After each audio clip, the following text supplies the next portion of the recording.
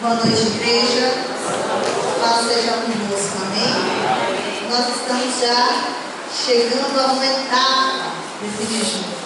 Hoje é o último dia da unção com óleo. Aqueles que têm participado todos os dias, eu tenho certeza que têm sentido algo diferente em suas vidas, né? A palavra tem vindo de encontro às nossas necessidades. A palavra tem curado aquilo que está aberto, aquilo que está doente dentro de nós. A palavra tem nos animado, nos fortalecido. E a unção com óleo é a capacitação do Espírito Santo em nossas vidas. Porque aquilo que nós não podemos fazer, o Espírito Santo vem, né, para nos confortar, para estar ao nosso lado, para estar em todos os momentos da nossa vida. Hoje o tema é um tema para valente. Então, covarde aqui hoje não existe. Preparando-se para as batalhas da vida.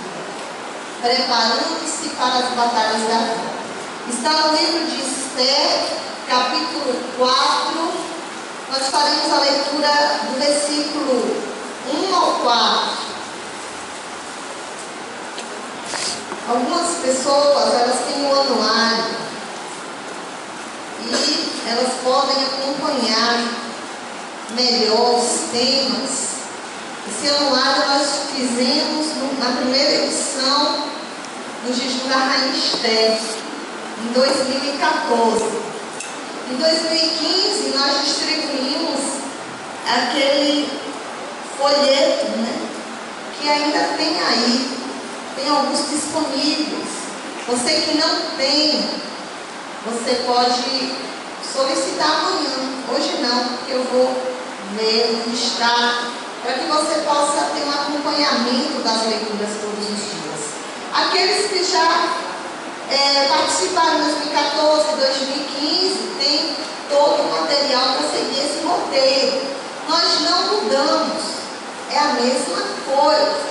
A palavra que é fresquinha, né? A palavra o Senhor nos dá no dia do jejum e nós apenas transmitimos, apenas somos um vaso que o Senhor usa para transmitir o que Ele quer à igreja. É por isso que as pessoas têm me procurado e dito o seguinte: eu já fiz 2014, já fiz 2015, mas nenhuma ministração é igual, né? Nenhuma ministração é igual. Eu não faço projeto, eu não faço roteiro. A ministração é fresquinha, porque vocês não são aquelas pessoas de 2014, vocês não são as pessoas de 2015, e as nossas necessidades espirituais o Senhor contempla todos os dias, né? Então é da mesa de Deus para a nossa mesa aqui. Esther promete interceder pelo seu povo.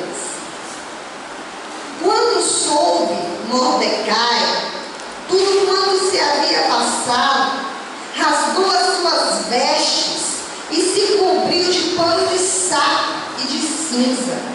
E, saindo pela cidade, clamou com grande e amargo clamor. E chegou até a porta do rei, porque ninguém vestido de pano de saco podia entrar pelas portas do rei. Em todas as províncias aonde chegava a palavra do rei e a sua lei, havia entre os judeus grande luto, com jejum e choro e lamentação, e muitos se deitavam em pano de saco e em cinza. Então vieram as servas de Esther e os eunucos e fizeram-na saber, com que a rainha muito se doeu. Mandou roupas para vestir a Mordecai e tirar o pano de saco, porém ele não as aceitou. Amém? Querido Deus, eterno Pai, Senhor, nós fizemos a leitura da Tua palavra, que essa palavra venha de encontro a cada um que está aqui nesta noite, que essa palavra possa nos dar ânimo, possa nos dar força. Ó Pai, que essa palavra venha nos encher do Teu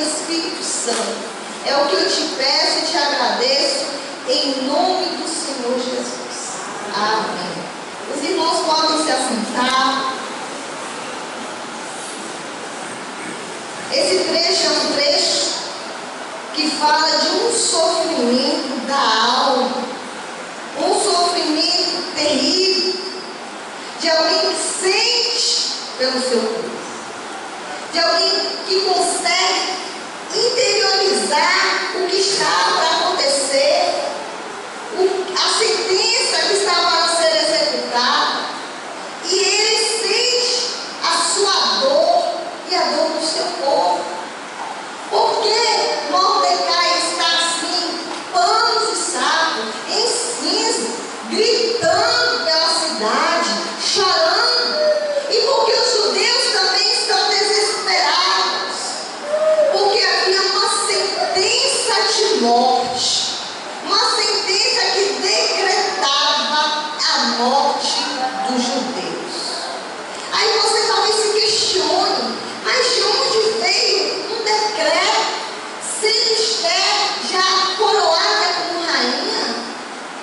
E o rei, Assuero, não era um homem que vinha de uma linhagem de reino que agradava a Deus? Sim, esse decreto veio do rei Assuero. Mas o rei Assuero, a dar esse decreto, ele foi enganado por um homem, por Amã, um homem que tem uma história contra o povo de Deus lá em Êxodo. Um homem que vem de uma descendência amalequita. E a descendência amalequita é inimiga do povo de Deus. Por isso que nós precisamos analisar os acontecimentos da nossa vida e analisar os acontecimentos da Bíblia, pedindo revelação do Espírito Santo, indo na Bíblia e buscando fontes para que nós possamos compreender a origem das coisas. Tudo tem a sua origem, e nós que somos filhos de Deus, que cremos em Deus, nós temos um inimigo que luta contra nós, seja em silêncio ou seja fazendo barulho. O inimigo, ele não quer ver o povo de Deus triunfar. O inimigo, ele não quer ver o povo de Deus feliz. O inimigo, ele não quer ver o povo de Deus bem sucedido. O inimigo não quer ver famílias felizes. O inimigo não quer ver famílias que honrem a Deus. Porque quando a família honra a Deus, a família é grandemente abençoada.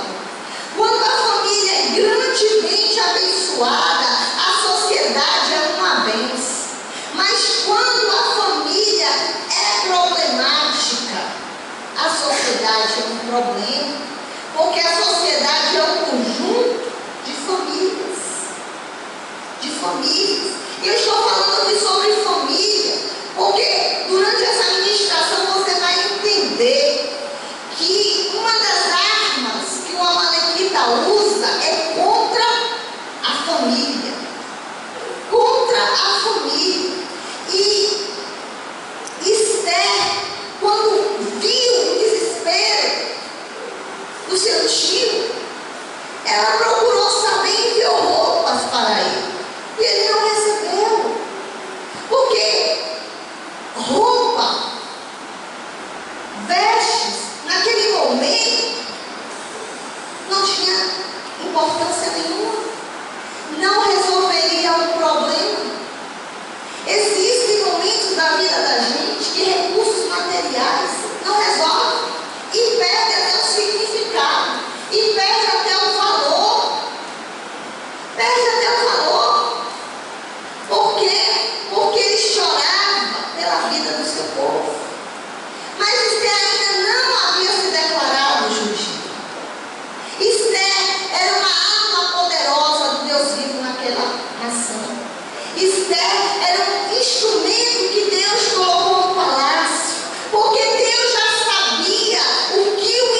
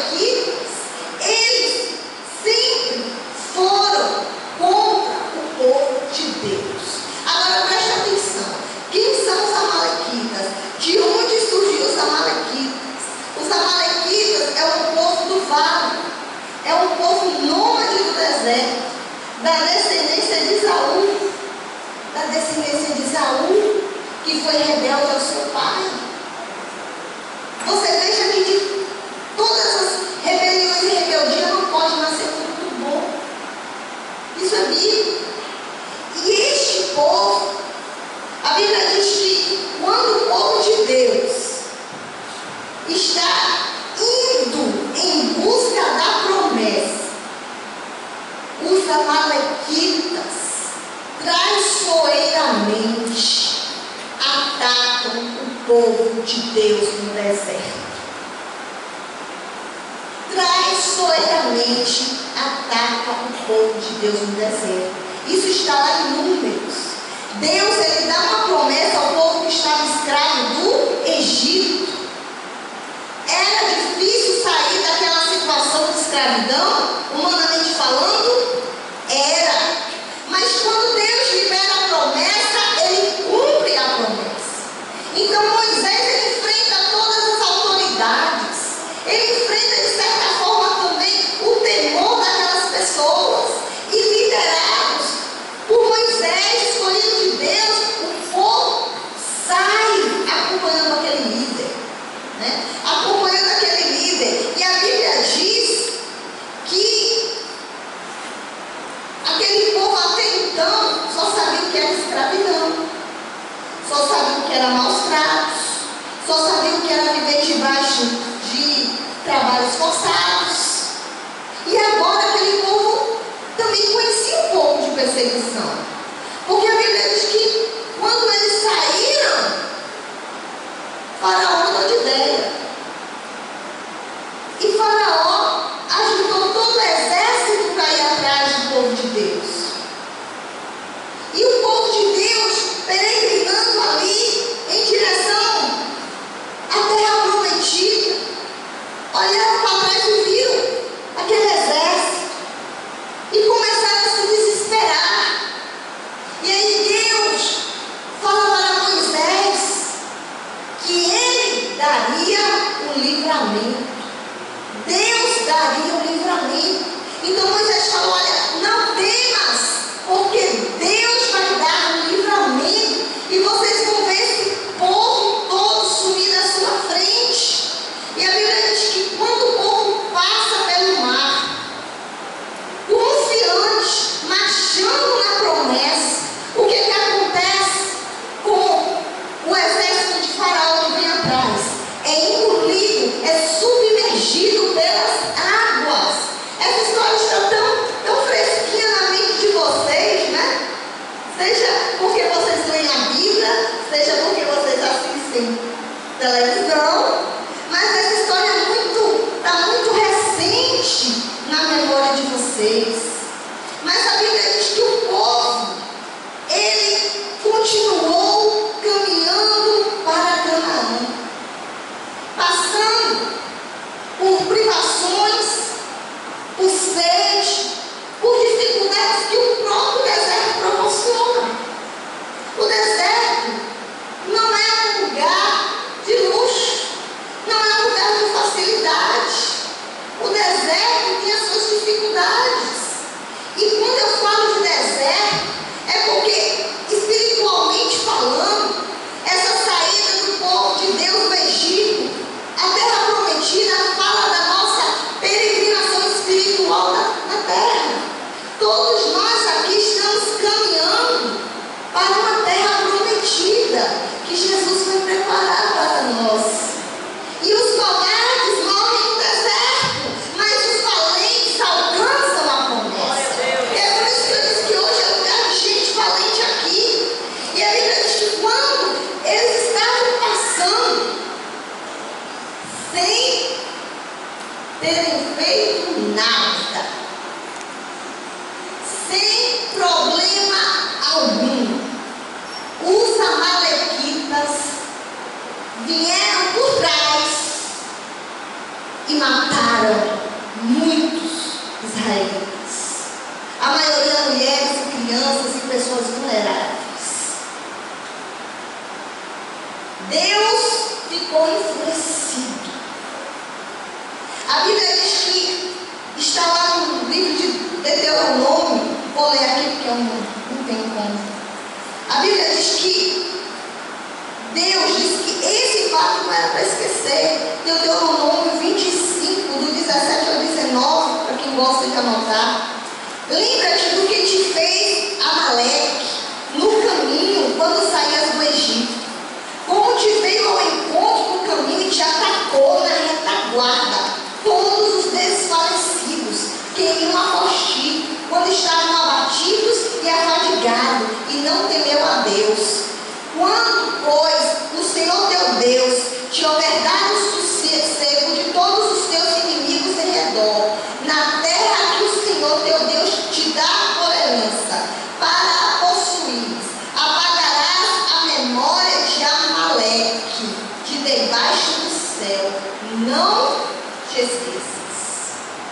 Amaleque, os amalequitas são um povo inimigo do povo de Deus. Isso está aqui na Bíblia. A Bíblia diz que Moisés fala com o Senhor, e o Senhor instrui Moisés. Moisés vai e sobe, inclui um monte, ele, e mais dois. E enquanto Moisés levanta o cajado, ele já escolheu Josué para liderar o exército.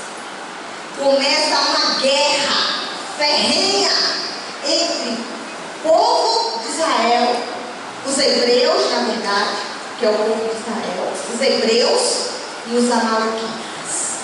Guerra sanguinária, ferrenha. E a Bíblia diz que é uma guerra tão terrível, tão forte, do ponto de vista físico e espiritual, que tinha momentos em que Moisés já não suportava segurar o cajado. Quando a mão de Moisés se levantava, o povo de Deus vencia. Quando Moisés já não suportava mais ficar com as mãos levantadas, o povo de Deus era abatido. Então Moisés levantava as mãos e o povo de Deus vencia. E quando Moisés não suportava, o povo de Deus era abatido. Então veio esses dois e segurou e sustentou Moisés, e Deus deu a vitória àquele povo naquela batalha.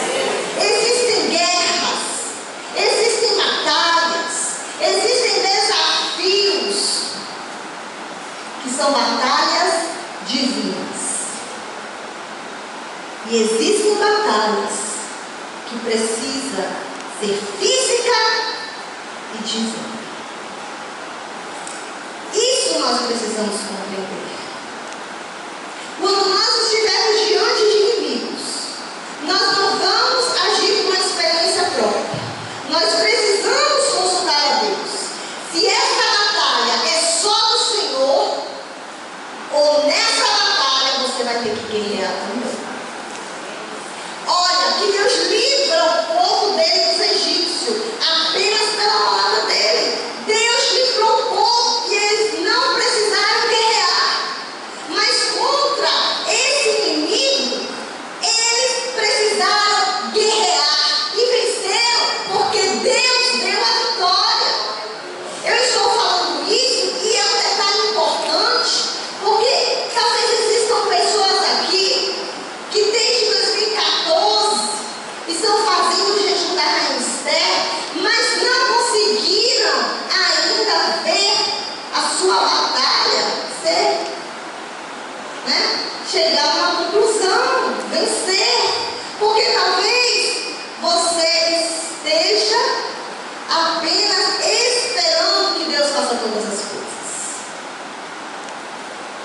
E você precisa entender que existem batalhas que você também vai ter que guerrear. Que a vitória que Deus vai proporcionar a você vai depender da sua luta, vai depender da sua disposição, vai depender do seu ânimo, da sua coragem. Quando eu começo aqui falando sobre os amalequitas, é porque o povo é um inimigo que tem uma forma muito peculiar de agir. Não são inimigos que olham para você e tem um motivo forte para querer te destruir. Não. Eles não precisam ter algo contra você. Mas eles não gostam, primeiro, do povo de Deus, de pessoas bem-sucedidas. Eles são dissimuladores. Eles não te atacam de frente. Eles te atacam pela retaguarda. Eles usam de falsidade. Eles usam de engano. Eles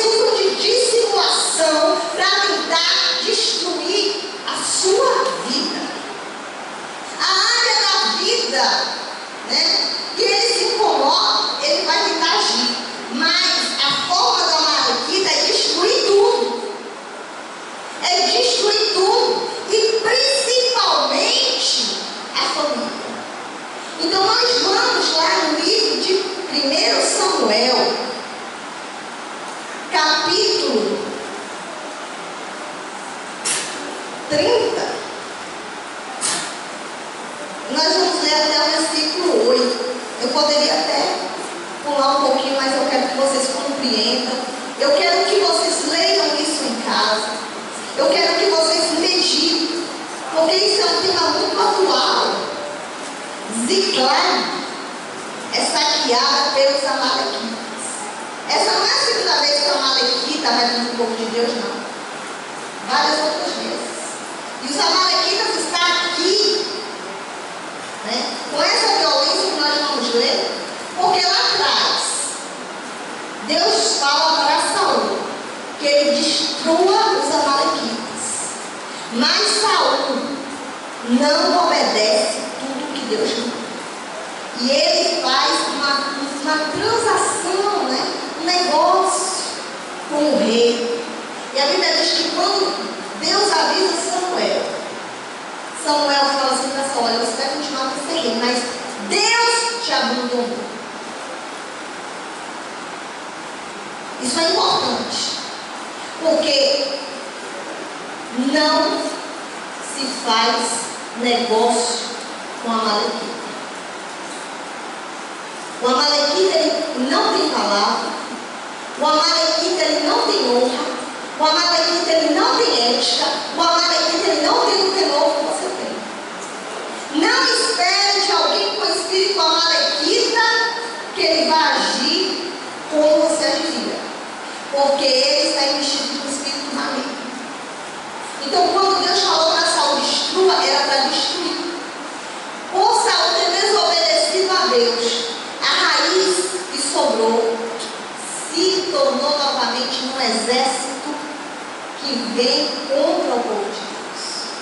Contra o povo de Deus. E o que é que acontece aqui? Sucedeu, pois, que chegando Davi e os seus homens ao terceiro dia a Ziclag, já os amalequitas tinham dado o ímpeto contra o sul e Ziclag, e a esta ferido e queimado. Tinham levado cativas as mulheres que lá se achavam, porém a ninguém mataram, nem pequenos, nem grandes, tão somente os levaram consigo e foram o seu caminho. Davi e os seus homens vieram à cidade, e ela queimada, e suas mulheres, seus filhos e suas filhas eram levados cativos. Então Davi e o povo que se achava com ele ergueram a voz e choraram, até não terem mais forças para chorar. Também as duas mulheres de Davi foram levadas cativas, Ainoã, a Jezreelita, e Abigail, a viúva de Nabal, o carmelita. Davi muito se angustiou, pois o povo falava de apedrejá-lo, porque todos estavam em amargura, cada um por causa de seus filhos e de suas filhas. Porém Davi se reanimou no Senhor seu Deus. Disse Davi a Abiatar, o sacerdote, filho de Aimeleque: traze-me aqui a estola sacerdotal. E Abiatar a trouxe a Davi. Então consultou Davi ao Senhor, dizendo: perseguirei eu o bando? Alcançá-lo-ei? Respondeu-lhe o Senhor: persegue, porque de fato o alcançarás e tudo libertarás. Nós vimos aqui essa discussão, tudo aquilo que aconteceu lá no Êxodo. A forma de agir é parecida. Eu disse para vocês que eles mataram os abatidos, os cansados, as mulheres que estavam lá no final da caminhada, no final, na retaguarda. O que é que eles fazem aqui? Porque o amalequita é covarde. Ele nunca vai te enfrentar de cara a cara. Ele nunca vai assumir o que ele fez. Ele nunca vai dizer e reconhecer a sua atitude. Então, ele sabe que Davi não está lá. Aquele lugar que Davi estava acampado com seus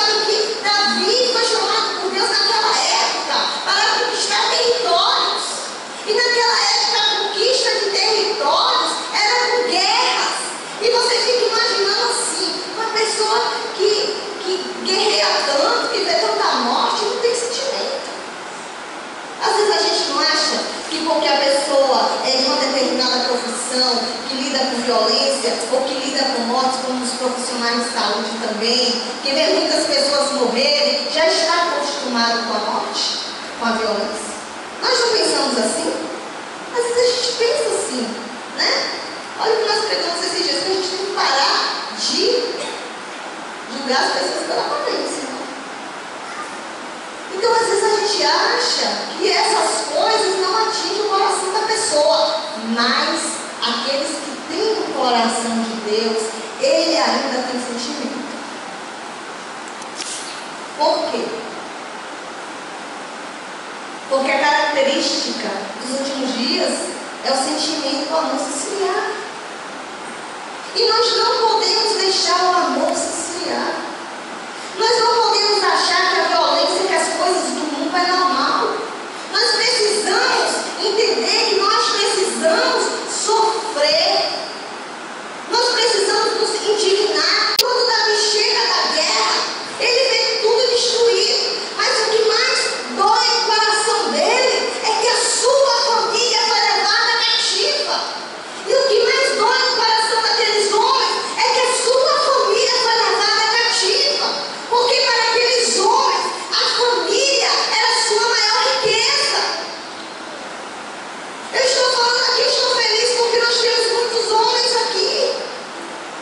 E os homens de hoje, eles têm que entender que eles são sacerdotes da família. E que a família é a maior riqueza. E que eles precisam lutar. Deus colocou o homem para cuidar da família. Nós não podemos ficar achando que direitos de homens e de mulheres, porque são iguais, então cada um se vire. Não! No mundo espiritual, o homem tem que cuidar da parte mais fraca. O homem não pode achar que é tudo normal, não. A mulher espera o homem forte. O homem não pode ser omisso. O homem não pode ser omisso. Se você é servo de Deus e você acha que você está sendo omisso, hoje eu digo que você mudar de atitude. Você não pode deixar o inimigo chegar na sua casa, destruir o teu lar, destruir a tua herança genética, destruir a tua hereditariedade, destruir os sonhos espirituais que você tem na sua família, deixar os amalequitas fazer o que quiser, levar suas mulheres cativas, oprimir sua família e você ficar quieto. Ah, eu estou orando, esperando que Deus faça alguma coisa. Você está vendo hoje que com a malequita não é só oração, é jejum, mas você tem que estar pronto para a batalha. Você tem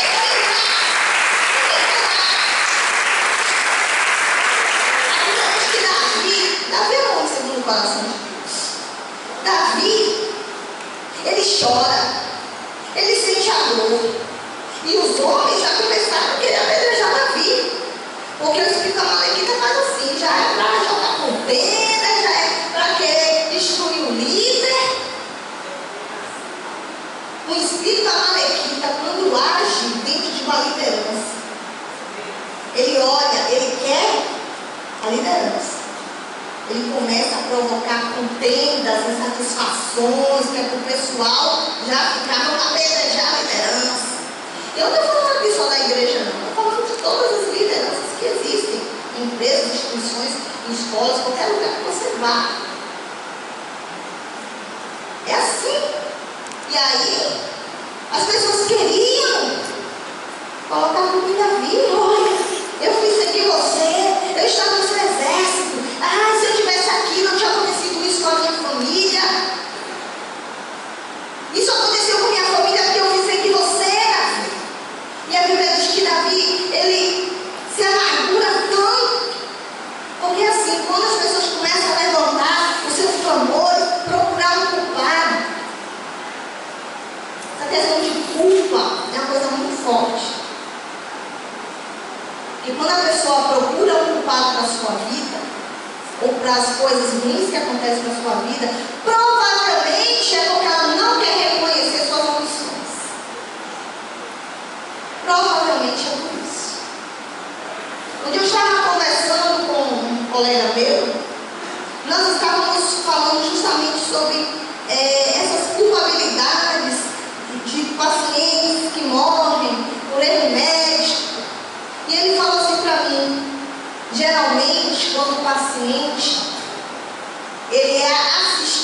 pela família, quando a família está lá presente, junto no tratamento, quando o paciente não resiste, a família sofre, mas entende que não se podia fazer nada.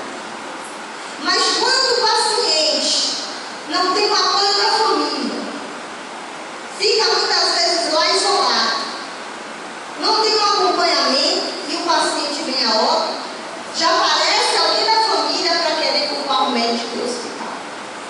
Então, muitas vezes, quando nós procuramos culpados para as nossas perdas e os nossos problemas, é porque não queremos encarar as nossas omissões, as nossas ausências.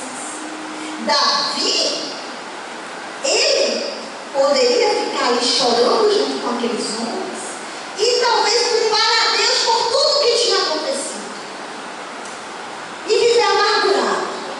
Mas Davi, ele vai procurar Deus e ele chama o sacerdote, porque ele era submisso, e ele pergunta para Deus: Deus, olha o que está, perseguirei eu o bando, alcançá-lo-ei? E aí Deus diz: persegue, porque de fato o alcançarás e tu vai libertar. Antes de você pedir tudo prontinho na sua vida, pergunta para Deus se ele precisa da sua participação. Porque eu já repeti aqui, tem coisas que Deus faz, mas tem coisas que você também vai ter que fazer.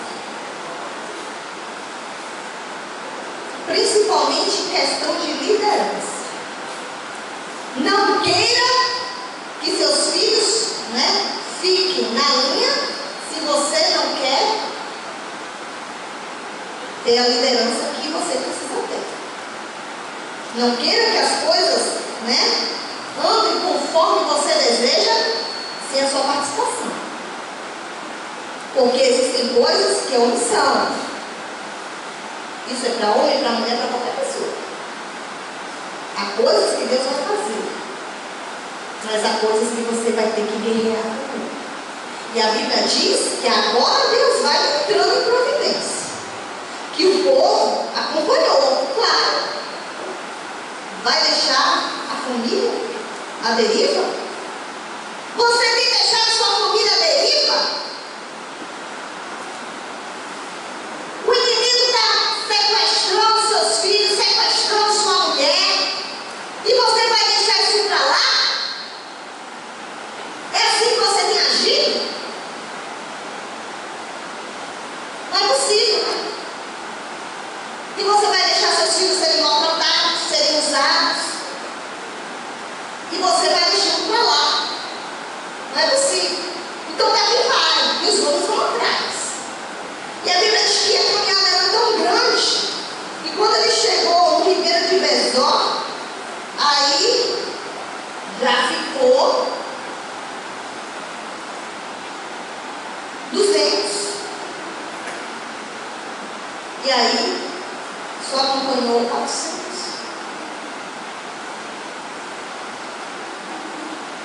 Para certas coisas na vida, irmão, para recuperar o que perdeu, tem que querer, tem que ter disposição. Aí ficou lá os 200, muito cansado, e foram os 400. E a Bíblia diz que Deus foi tão providencial, que aí eles acharam um homem egípcio que era escravo de uma Amalequita. E como esse egípcio ele ficou doente, o Amalequita largou ele. Porque o Amalequita não tem compromisso com as pessoas. O Amalequita não tem coração. O Amalequita não se importa com as pessoas. É bom que vocês percebam isso, porque se você tem vivido uma vida com esses traços, peça para o Senhor te libertar agora. Peça agora, que Deus liberta. E aí, Davi encontra aquele homem e ele fala: não, meu Senhor me deixou que eu estou doente há 3 dias. E você vai me dizer onde ele estou? Não, eu digo, mas não me devolve o meu Senhor. Claro, porque ele quer ser servo de Amalequita. Então a Amalequita dá um pão, mas quer padaria. Eu quero que vocês entendam. Porque tem pessoas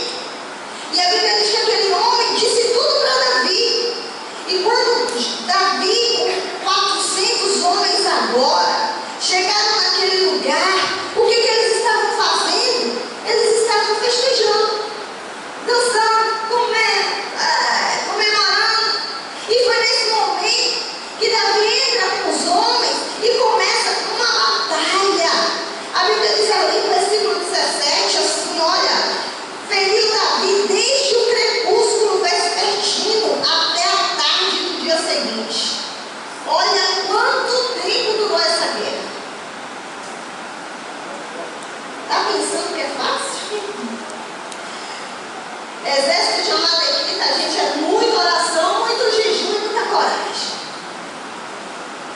Desde o crepúsculo vespertino até a tarde do dia seguinte, e nenhum deles escapou, senão só 400 nossos que montados em camelos fugiram. Isso é terrível. E aí você vê que existem ainda amalequitas. A oportunidade que Saul teve de destruir, ele não fez. E essa desobediência, nós temos pago um preço muito grande. Existem estudos judaicos que dizem que Hitler é da descendência amalequita. Amã era da descendência amalequita. Por isso que Amã planejou o genocídio, o primeiro genocídio, que era matar os judeus da Pérsia, né? Então, você precisa entender que quando você desobedece a Deus, você pode estar frustrando, né, o plano de Deus muito mais do que você imagina. E isso pode custar muito caro para a sua vida. Quando o diabo investe na tua família, ele quer destruir a tua geração. Talvez você não saiba o que seus filhos serão. Deus já sabe, o inimigo já percebeu. Talvez você não saiba que os teus filhos virão uma descendência abençoada. Você não sabe, Deus sabe, o inimigo já percebeu. E é por isso que ele tenta cortar a tua descendência. De todas as formas. Não é só matando, não. É desvirtuando, de forma que não haja descendência. Quem tem o Espírito Santo já está sabendo do que eu estou falando, não preciso falar nada. E a Bíblia diz, né? Assim Davi salvou tudo quanto havia tomado os amalequitas. Também salvou as suas 2 mulheres. Não lhe faltou coisa alguma, nem pequena nem grande, nem os filhos, nem as filhas, nem o despojo, nada do que lhe havia tomado. Tudo Davi tornou a trazer. Deus disse para Davi: nada vai se perder, mas você tem que ir. Deus deu restituição completa na vida de Davi e daqueles homens. Eu quero que vocês entendam que talvez você esteja hoje passando por um sofrimento, por uma privação, por várias perdas, que não é só orar e jejuar. Pessoas que estão passando por algumas batalhas, que Deus já determinou a bênção, vai receber. Você pode receber aqui hoje. Você pode receber da final da campanha. Você pode receber no decorrer do ano. No momento certo, você vai receber. Mas existem guerras que você também vai ter que enfrentar. Principalmente com o espírito amalequita. Nós não podemos temer. Deus não nos deu espírito de covardia. Lembre-se que o maior patrimônio da sua vida não são as coisas. O maior patrimônio da sua vida não deve ser os bens materiais, mas é a sua família. A sua família é um patrimônio espiritual muito forte. A sua família é um patrimônio genético muito forte, gente. É a continuidade das suas origens. E você não pode deixar o inimigo tragar. Você não pode deixar que o inimigo chegue na tua casa e destrua os sonhos dos teus filhos. Você não pode deixar que alguém com o espírito amalequita chegue na tua casa e oprima a tua mulher e destrua o teu casamento. Você não pode deixar que o amalequita destrua a tua felicidade na área conjugal. Você não pode deixar que uma malequita chegue lá na tua empresa para destruir a tua prosperidade. Às vezes você está indo bem no negócio, você começa a prosperar visivelmente, ou você começa a se mostrar satisfeito. Aí, por quê? Percebi a bênção de Deus. Aí vai aquela pessoa que muitas vezes não tem esse compromisso com Deus. E ele vai se aproximando de você. De uma forma amalequita. A amalequita, ele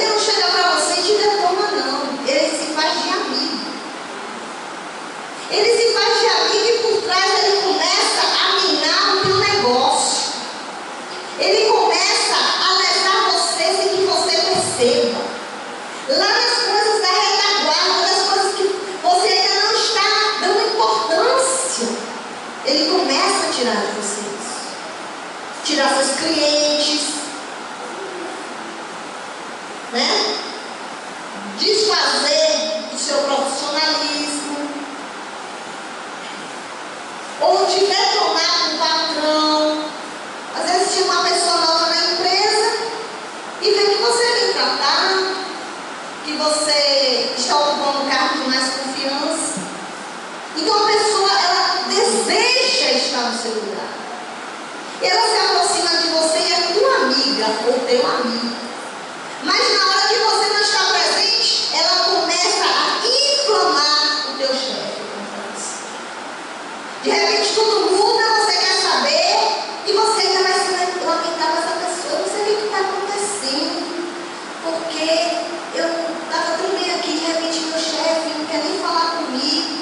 E o Amalequita, eu não sei também. Isso é espírito de Amalequita. De repente você é cheio de clientes. Aí o Amalequita já começa por trás. Olha, eu faço esse serviço, eu faço mais tarde. Se você não está fazendo isso, irmão, pare de fazer isso. Isso é procedência maligna. Isso é coisa Amalequita. Tá? Não faz isso não. Olha, eu faço para você mais barato, mas não fala para ela que eu falei para você não, tá? De repente os clientes saem tudo de você. E a pessoa, não sei, espírito chamando aqui. Espírito chamando aqui. Às vezes a pessoa entra lá na sua casa de amiga da sua filha. Você gosta tanto daquela menina, depois você descobre que aquela menina é traficante e sua filha agora é viciada. E às vezes você fala assim com a pessoa: ô fulana, você sabe por que minha filha está desse jeito? Ó, não é com ela, qualquer coisa tu me conta. Porque a mãe é assim, né? Nós temos uma pureza, né? Incrível.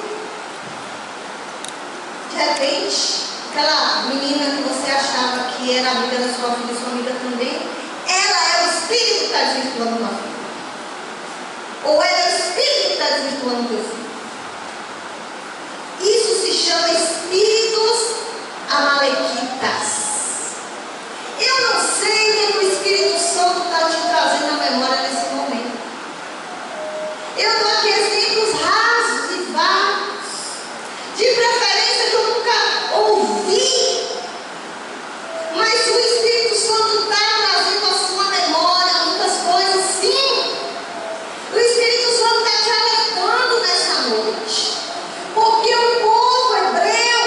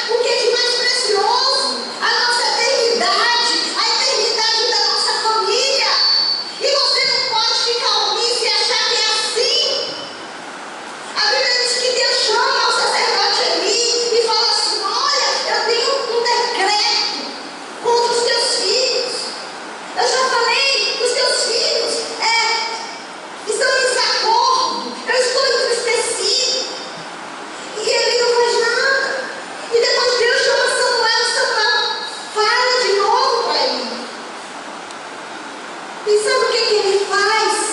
Ele fala, faça a Deus o que lhe aprouver. Eu estou vendo muitos cristãos, vendo a família, o lar, a vida sendo dilacerada, o casamento dilacerado. E Deus muitas vezes está aqui ministrando, nós estamos ministrando, Deus está falando. A pessoa levanta a mão e fala, Senhor, faça o que lhe aprouver. Tem coisa que você tem que pedir a Deus, Senhor, eu quero a restauração da minha família, eu quero a restauração do meu casamento, eu quero a restauração dos meus sonhos, da minha vida. Qual é o caminho? Eu vou. Não pode cruzar os braços diante de tanta coisa. Você não pode olhar a corrupção e achar normal. Você não pode ver a violência e achar normal. Você não pode ver imoralidade e achar normal. Você não pode ver inversão de valores e achar que é normal. Não é. Mas se o povo de Deus não se levantar como valente para a batalha, o Amalequita vai fazer a festa. O Amalequita vai fazer a festa. Glória a Deus, né?